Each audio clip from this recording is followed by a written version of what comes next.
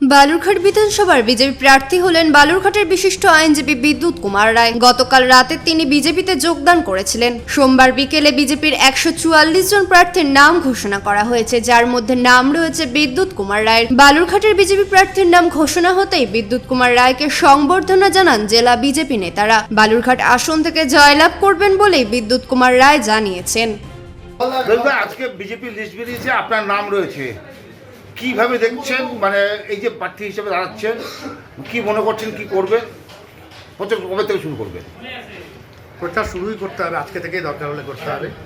বিষয়টা হচ্ছে সুকান্ত বাবুর যে উন্নয়নের যে ধারা এখানে চলছে, সেটাকে একদম তৃণমূল স্তর থেকে একদম উপর পর্যন্ত নিয়ে যাব আমরা। প্রত্যেকটা স্তরে উন্নয়নের বার্তা, এই জোয়ারটা ধরে রাখা দরকার। এবং এই সরকার, এই দুর্নীতি বা সরকার, এই হীরক রানী, একে সরানোর জন্য যা যা করণীয় সব করতে হবে। এবং ভোটারদের কাছে অনুরোধ, তারা যেন আমাদের সঙ্গ দেন।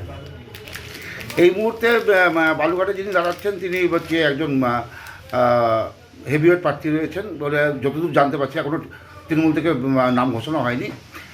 তবে সেই ক্ষেত্রে আপনার স্ট্র্যাটেজি কী হবে? স্ট্র্যাটেজি জনতা জনার্দন, কোনো হেভিওয়েট এখানে নেই। যারা কাজ করবে, যাদের কাজ করছে, মোদিজির যে দিশা যারা পালন করে চলবে, তারাই জয়ী হবে। এবং পরিবর্তনের যে জোয়ার এসছে, সেটা অবশ্যই ফলপ্রসূ হবে। রাজ্য জুড়ে একটা পরিবর্তনের যে হাওয়া উঠেছে সে তো রয়েছেই, কিন্তু শুধুমাত্র এই বালুঘাটে আপনি যেখানে দাঁড়াতে থাকছেন বালুঘাটে, সেই বালুঘাটের কী কী বিষয়কে অগ্রাধিকার দেবেন?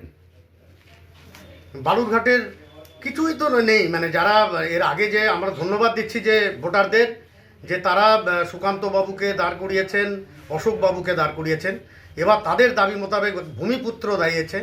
সুতরাং এখানে যা যা করণীয় আমরা সেগুলো ঠিক করব, একটা তালিকা বানাতে হবে, সেগুলো অগ্রাধিকারের ভিত্তিতে করব। বালুরঘাট থেকে মান্টি সিং এর রিপোর্ট, কুলিক নিউজ।